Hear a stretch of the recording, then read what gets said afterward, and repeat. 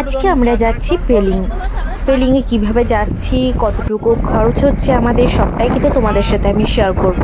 তবে আমার ভিডিওটা কিন্তু তোমাদেরকে অবশ্যই পুরোটা দেখতে হবে, আর সাথে কিন্তু থাকতেও হবে।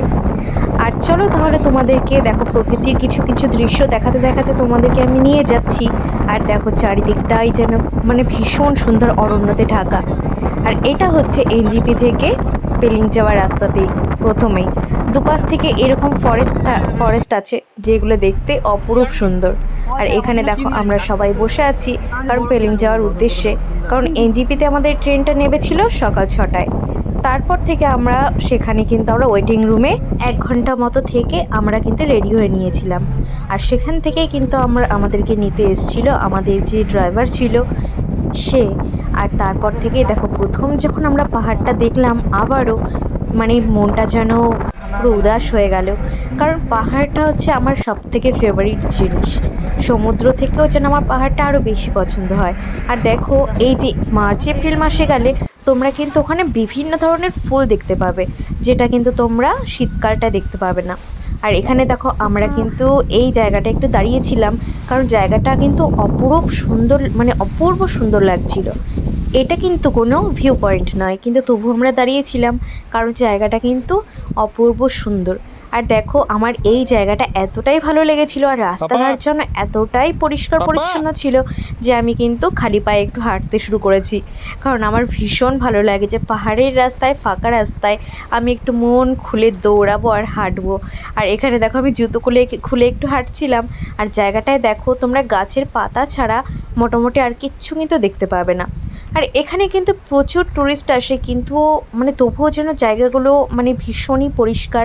কারণ একটা জিনিস ওখানে গিয়ে আমরা বুঝতে পেরেছি, সেটা হাই এভরিওয়ান, এখন আমরা আছি পেলিংয়ে। মানে পেলিংয়ে এখন আমরা পৌঁছাইনি, কিন্তু জায়গাটা সত্যিই সত্যিই খুব সুন্দর, ভীষণ সুন্দর। এখানে যদি কেউ কোনো খাবার খেয়ে যদি প্লাস্টিক ফেলে, তো চারিদিক থেকে শুধু শুনতে পাবো যে এখানে ফেলবে না, এখানে ফেলবে না। কারণ ওখানকার যে লোকাল যে স্থানীয়রা আছে তারা কিন্তু এটাই বলবে।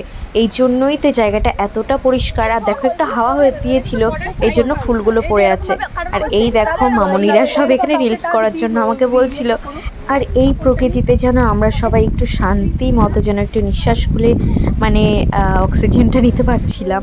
আর এই যে দেখো সেলফি কুইন এখানে সেলফি নিচ্ছে। তো সবাই মিলে ভীষণ মজা করেছি এখানে, আর একটু রিলসও করে নিচ্ছিলাম আমরা তার সাথে সাথে, যখন সবাই একসাথে হয়েছিলাম। আর এই দুজন দেখো, এরা হচ্ছে দুজন বেস্ট ফ্রেন্ড। আর এরা দুজন মানে দুজনকে ছাড়া মানে একদমই চলে না, একদমই বোঝে না। দুজনের কাজটাও একই। তো যাই হোক, দুজনে একটু এখানে দৌড়ে নিল, কারণ এই ফাঁকা রাস্তায় দৌড়ানোর মজাটাই যেন একটু অন্যরকম। তো চলো এখন আমরা যাব, গাড়িতে উঠতে হবে। আর ওদিকে আমাদেরকে ড্রাইভারও বলছে যে তাড়াতাড়ি পৌঁছতে হবে, না হলে সন্ধ্যার আগে কিন্তু পৌঁছানো যাবে না।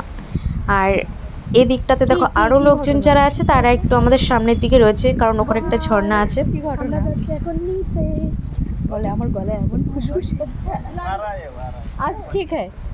আর এই যে হলো ছোট্ট একটা ওয়াটারফল। আর এই ওয়াটারফলে কিন্তু দেখো ওই দূরেই কিন্তু চলে গেছে, বাকি লোকেরা চলে গেছে আমাদেরকে না নিয়ে।